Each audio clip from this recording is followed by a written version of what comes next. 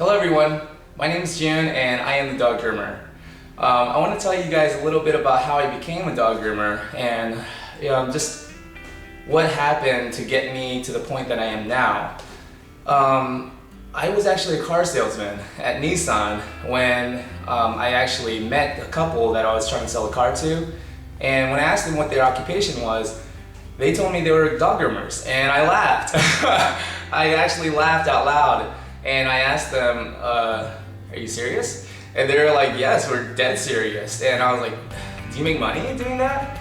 And they're like, we make good money doing that. So, needless to say, that deal was over for me. We didn't even talk about the car anymore. We were talking about dog grooming because I'm so passionate about dogs. I love dogs. For some reason, I just connect with them.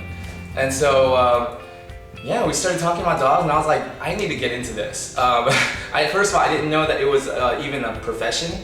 I didn't know that you could make money off of it. I always just thought that like dogs like poodles and Westies and these pure breeds that get groomed often, I always thought that the owners just took them back to the breeders, and the breeders or the show people did those grooms. I didn't really know how big of an industry grooming was. So anyways, called around, found a few places that were willing to take me in and teach me how to wash a dog, just become a bather. And I started at a place called Animal House in Buckhead. And there I learned how to wash dogs. I was washing about 18 to 25 dogs a day.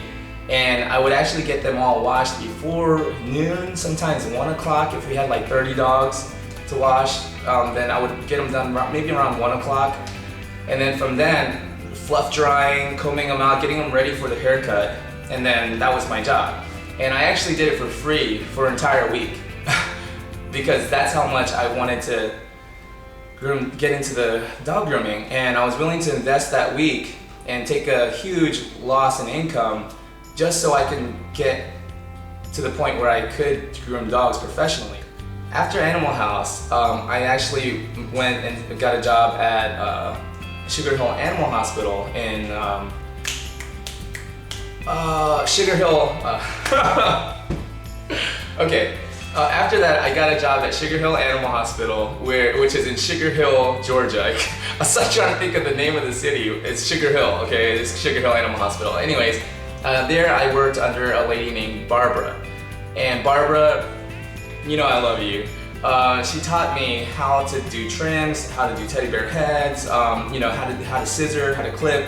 She taught me everything that she knew, and I'm so grateful for that. And I actually kind of betrayed her a little bit. I mean, I didn't mean to. It's just that I was struggling financially. She didn't know what was going on. Like, our gas got turned off. I was actually taking my daughters to my aunt's house to get them baths because we had no hot water.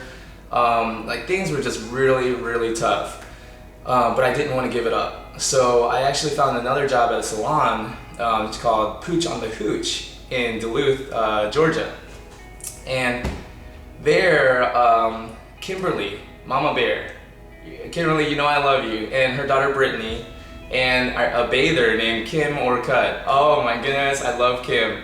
Anyways, it was a great experience for me, but during that time, when I was working there, I got an opportunity to have my own shop, and I was going to call it the Terrific Spa in Buckhead, and it was actually the old location of Animal House, where I first started. So it's funny how things kind of loop around, and interesting. But anyways, they moved out of that space, so there was an empty space, and I knew how much business was there because I worked there. I washed 30 dogs a day there with help, of course. I wasn't the only one washing, but I knew the amount of business that was there, and so of course I took it. And my wife and I were high-fiving each other. We thought that this was God's way of letting us become millionaires. We were like, oh, we're gonna be rich. All our problems are over. We're just gonna sit there and count the money. But anyways, that didn't happen. I actually didn't know what I was getting into. I was in way over my head. The rent there, the base rent was $5,000 a month, and plus tax and cam and everything. And I figured, $10,000 in expenses. So what? I'll make $25,000, pocket 15. and we'll call it a day, right? That didn't happen. And here's the thing. I'm glad that that happened, because had somebody explained to me and told me exactly how difficult everything was going to be and exactly what I was going to go through, I would have never done it. I mean, I'm not what do you call that? A masochist. No, not a masochist. What is that? Anyways, I'm not somebody who enjoys suffering, okay, and hardship and challenges. I am now, because now I see them in a different way. I see challenges and problems as a way to grow, opportunities to be creative and figure out different ways to push through challenges and grow as a person, and expand your mind. So now I welcome challenges and problems, but back then I wanted to avoid problems at all costs. So anyways, here's the thing though. What gave me the confidence, what I thought was confidence, but what gave me the inspiration to start my own shop there, even with such a high rent and all these obstacles that we had to overcome to even get it open, what gave me the courage, I guess, to do it was that everybody told me I was such a great groomer. I thought I was a great groomer. I mean, nobody complained about my work. My shave downs looked smooth. You know, I was a great groomer in my mind, you know, at that time. But I wanted something to make me look credible, because there was I had no license, I had no certifications, I had nothing except my own arrogance. And so I found out at the Atlanta Pet Fair, which is held every March in Atlanta for pet groomers, that there was a seminar put on by an organization called the ISCC, the International Society of Canine Cosmetologists. They put an ad kind of in the Jun the Groomer magazine, stating that if you take these courses, if you take this 3-day lecture courses, all these classes in 3 days, then at the end of that weekend, we would get a certificate of completion that showed Best of the Master series, you know, that we completed that seminar. I wanted that certificate. That's why I went. I didn't care about gaining any knowledge. I already knew everything. You know, what am I going there to learn? Nothing, because I already knew everything. So I really wasn't going there to learn anything. I wanted that certificate to put on my wall so I could show people, hey, look how credible I am. So that's why I went. The first class was called How to Wash a Dog. And I thought, great, because it's a morning class. I like to sleep in the mornings anyways. So when the class started, I folded my arms, put my head down, and I was gonna sleep. And then they turned out the lights. And I was like, very kind of them, right? And they showed a picture of a dog's paw and what it looked like anatomically inside the paw and all the stuff that was going on inside there. I had never seen this before. And I've been grooming probably about 2 years, maybe 2.5 years at this point.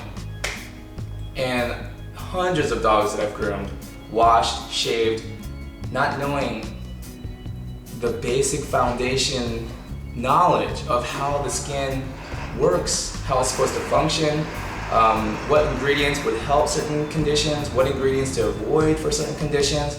I had no idea. I thought that using dish detergent was okay to use on dogs' ears and their butt, you know, their hind area, their sanitary area, because it's a safe degreaser, right? They use it on ducks. That's not true.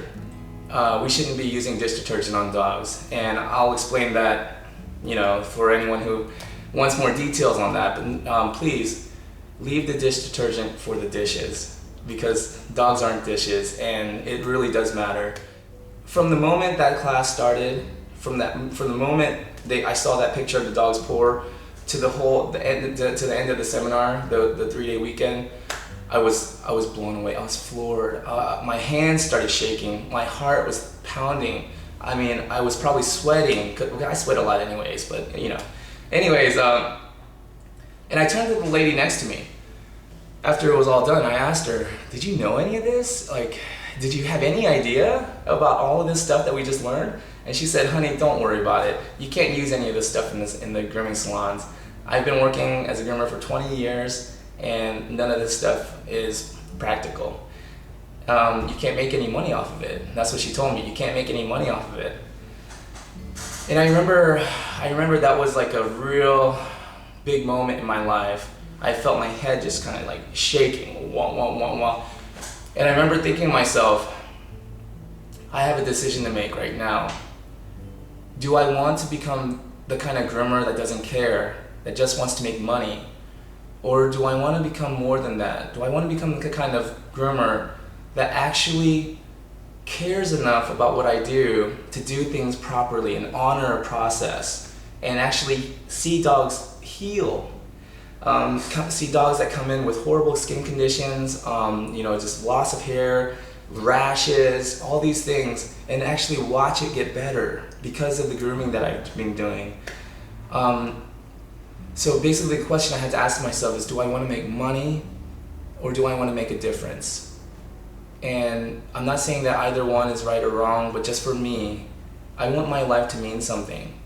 I want to make a difference. I do want to make money.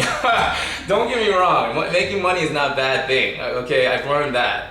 I want to make money, but more than making money, I want to make a difference and an impact on not just my life, but the lives of the people that I affect. So I would highly recommend anyone who is a groomer or looking to become a groomer to take the ISCC course, to join the ISCC and buy that course, study material, and really study it. I spent countless nights just up late at night. I actually couldn't afford to take any of the certification tests because you had to pay for each test. I didn't have the money. I mean, we were going to community gardens and stealing vegetables from people's plots because I had no way to feed my family, at certain times. Like, it was really difficult, but I knew that I was working towards a purpose. I knew I had a definite goal in mind, and I was working towards it, and nothing else mattered to me. And even though I had chances to take other jobs that were paying a little, better, I could provide my family with more security, with more comfort, with more money. What would I be teaching my daughters? I'd be teaching them to just give up on your dreams if it gets too hard. I didn't want to teach that by my example, so I kept at it.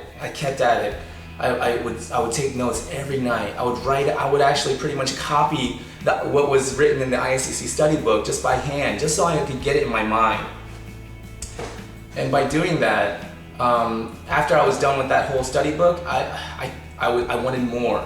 I couldn't stop myself from wanting to learn more, so I would read other books and other material.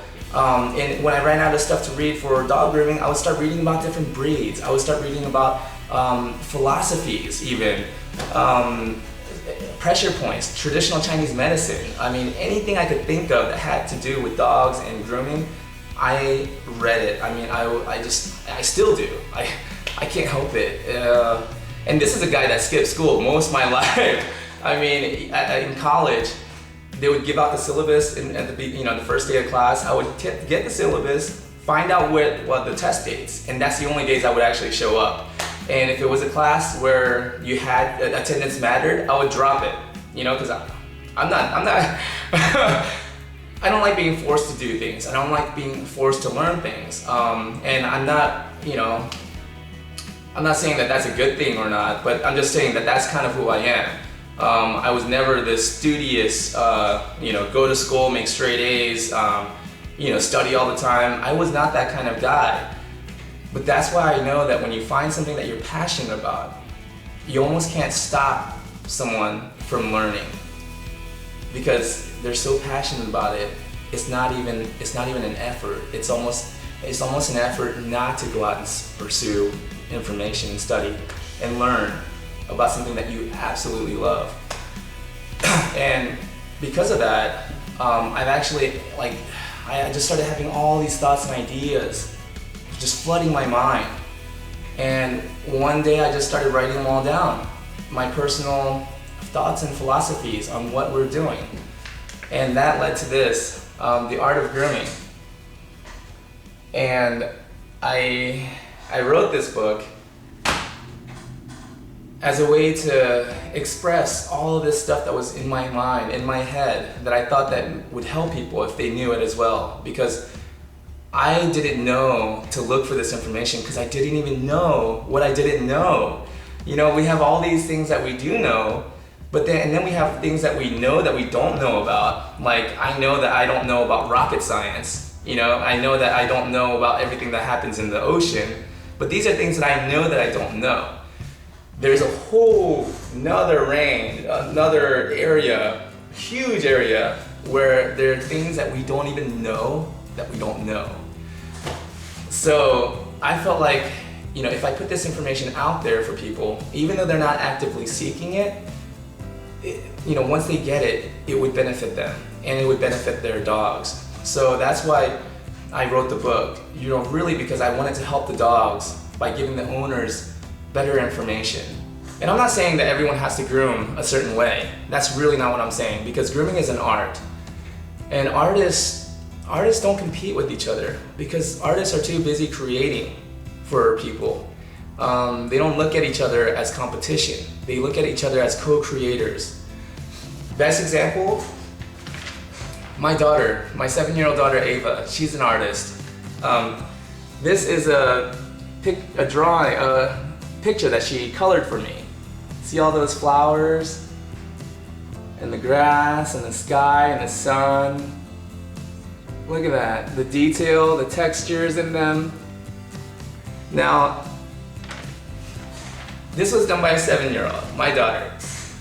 If I give that picture to, let's just say Leonardo da Vinci or any of those Picasso or any of those great artists who are still alive today, or I could travel back in time, if I gave them that picture and said, can you replicate this exactly? Can you make this exact replica of this picture for me? They would say no, right? They would say, no, that's not what I do. You know, I do my own thing.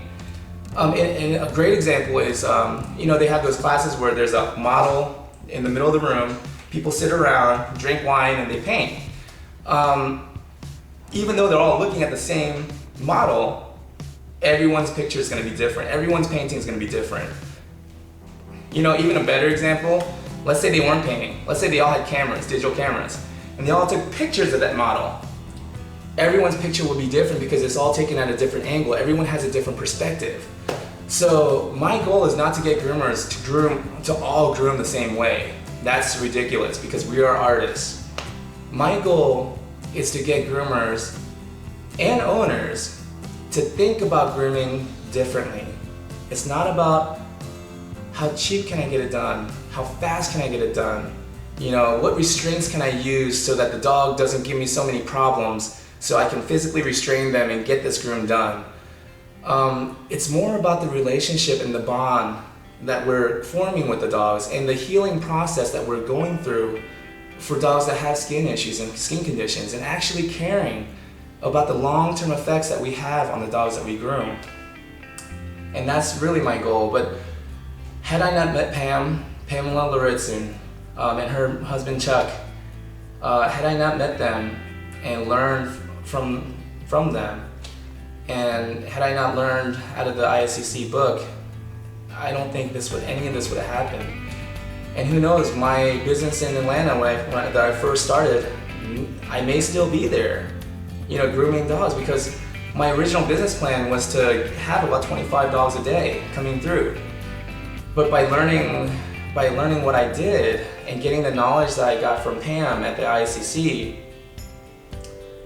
I went from being able to do about 25 dogs a day to doing about 4 a day. And every groomer that I hired, I was trying to get them to slow down and honor the process. And that wasn't really, you know, it's hard to change people.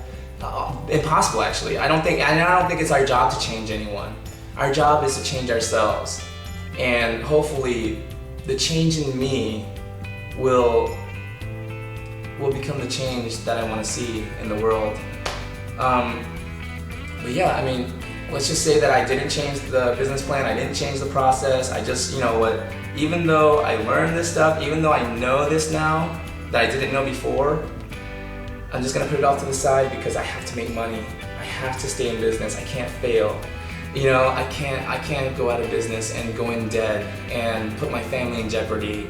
You know, that fear, had I given into that fear and just did business the way I knew how to do business to make money, I probably would be in business in Buckhead right now, in Atlanta. But would I be happy? Would I be fulfilled? Would I feel like my life had meaning and purpose? I don't know. I don't know. All I can say is that right now, I am extremely happy.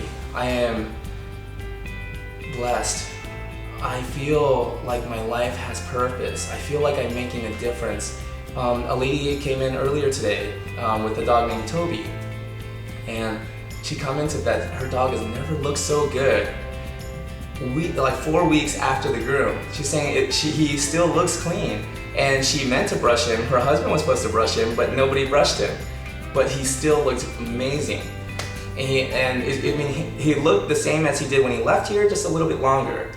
You know, and when he left today, she remarked that he feels even better than he did before, the first time he came in here. And I told her every single time he comes in here, he's gonna start feeling and looking better and better. And as she walked out, you could hear your voice just so ecstatic. You know, like, look how great you look, Toby. And she was so happy, and that's what we do as groomers. We create happiness and joy to be experienced with the work of our own hands. How exciting is that? By the work we do with our own hands, we create this happy moment, this joyful moment for both the dog and the owner. Because we groom the dog properly, you know, like, there's no greater purpose for me than to do something like that. I guess the biggest lesson that I want to share that I've learned so far is don't fear failure. Don't fear being wrong or admitting that where you're wrong. Or, you know, I think a lot of us sometimes, myself included, I used to think that the point of life was to live error-free, make as little mistakes as possible, and you know, try to be perfect. And that's not the point of life. It's okay to make mistakes. It's actually necessary, I think, to make mistakes and fail sometimes. Try something and fail. You know, who cares? You know, the failure just means that you had the courage to try something. And failure after failure, mistake after mistake. You know, I've now gotten to the point where I'm making a difference in a lot of people's lives. And that for me brings me fulfillment and joy and happiness. So if I can encourage you to do anything, is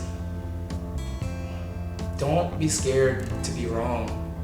Don't be scared to make mistakes. And you know what, somebody's probably gonna comment on this video and say, "You're wrong, Mr. Dog Groomer, you think you know all that?" And I'm gonna say, "You're right. I probably am wrong. I am wrong a lot, often. So this, you know, I may be wrong again, who knows? But you know what, I'm not scared to be wrong. And I don't mind being wrong, because once I can acknowledge that my thinking or something that I believed may not be true, then I can shift and learn what is true and what is right.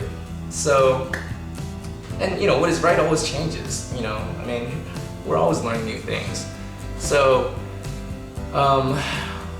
I want to thank you, first of all, for watching this video, and I guess just two main points. Join the ISCC, and don't be scared to make mistakes, and don't be scared to be wrong. You know, because as long as your intention is to help, and your intention is to you become better. Wayne Dyer says, true nobility is not being better than anyone else. It's being better than you used to be. And in that, I feel like I'm extremely successful, because I am so much different now than I used to be. So I really thank everyone for all the support. You know, there were some nights, there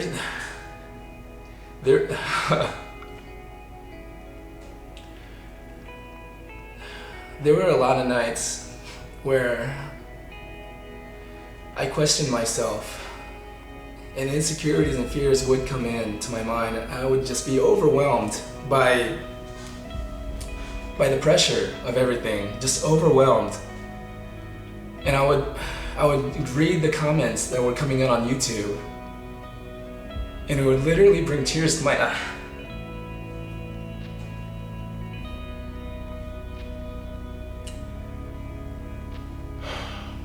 A lot of people tell me on YouTube, a lot of people email me and tell me that I've inspired them and that they wouldn't be doing what they're doing now had it not been for me. And I want to say the same thing back to you. You inspired me, and I wouldn't be doing what I'm doing now had it not been for you. So thank you. Really, thank you. I honor you. I'm thankful for you. And if it wasn't for you, I wouldn't be here right now doing what I'm doing. So thank you for your encouragement, for your support. And I wish you success. I wish you joy. I wish you happiness. And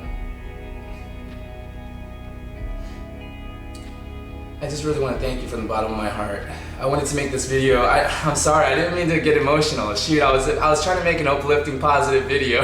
And here I am, like, getting all sad and emotional. Not sad, but just emotional, I guess. You know, just, yeah, there were times where I would just look up at the sky, 3 in the morning, you know, after taking notes and writing and, you know, things like that. I would just go outside and look up at the stars and just, you know, ask God, like, what am I supposed to do? What am I supposed to do? How can I get out of this situation right now? How can I get out of these circumstances? And the only impression that I would get in my mind, like a word, one word, it would always come back the same: nothing. How disappointing is that? You know, because I'm a doer. You know, tell me something to do, I'll do it. I want to fix things. I want to do things. But the answer that always came back was nothing. Do nothing. Just keep doing what you're doing. And so, you know, I just wanna like, I guess share my story real quick, and hopefully inspire you to join the ISCC. You know, and Pam is probably one of the sweetest, most caring person I've ever met. A true leader in the industry, a true ambassador for dogs. So I say give her a shot and join the IACC, and don't be afraid to be wrong. Don't be afraid to admit mistakes, and don't be afraid to go out there and fail sometimes, because the point of life is not to be perfect. The point of life is to go out there and experience and learn from our experiences. So thank you all so much. I really, really appreciate anyone who's watching this right now. Thank you, and namaste.